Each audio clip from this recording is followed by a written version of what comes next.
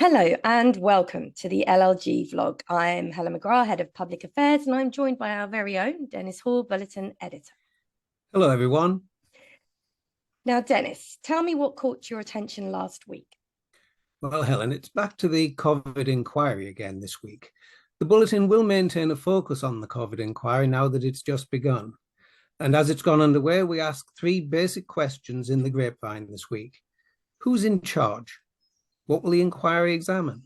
And when will we get answers? And we cover all of this in Bulletin 24 and this week's grapevine. And I should also mention that Module 2 of the inquiry covers central and local government, its relationships, and hearings will start in the summer. Also in the grapevine, I make another point.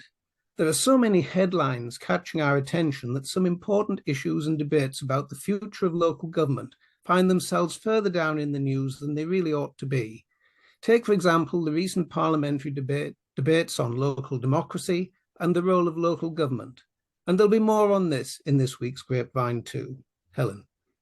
Well, yes, there is. Together with a recent report from the Public Administration and Constitutional Affairs Committee on the appointment of NEDs.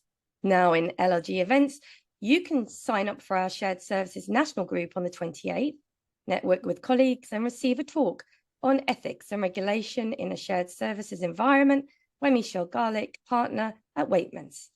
And on the 29th, we have the Monitoring Officers and Governance National Lead Group with Anthony Collins, exploring how local authorities handle the change in political control, which will also include dealing with no overall control. In training, we have the essential guide to roles and responsibilities of the Monitoring Officer on the 4th of July, the basic survival guide for licensing on the 11th of July, and dealing with standards of conduct of elected members on the 19th July. And of course, our one-day Monitoring Officers Conference takes place on the 20th of July. In LLG vacancies, we're looking for an employment national lead. And we're also exploring regional leads for work within the localities. So if you run a group or you want to get a group together, please do get in touch with me. And now for a sneaky peek at what's coming up in Bulletin number 25, Dennis. The Centre for Governance and Scrutiny have published their report on devolution and good mayoral governance. This is by Ed Hammond and Trowers and Hamlins. Now, this featured in our spring conference and will be published in our bulletin next week. Ed Hammond makes the point here that this is an area where little research has actually already taken place, and all governance specialists will want to take a careful look at this.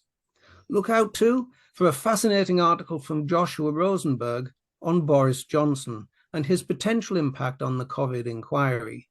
He might not be an MP, but what about those messages of his? What is really hard to predict, he says, is whether his interest lies in holding back information to protect himself or disclosing information to annoy his successor. Well, there's a mixed message if ever there was one, Helen. Indeed, and for more detailed coverage of the bulletin entries, don't forget to listen to the Grapevine podcast. So it's goodbye from me. And from me too.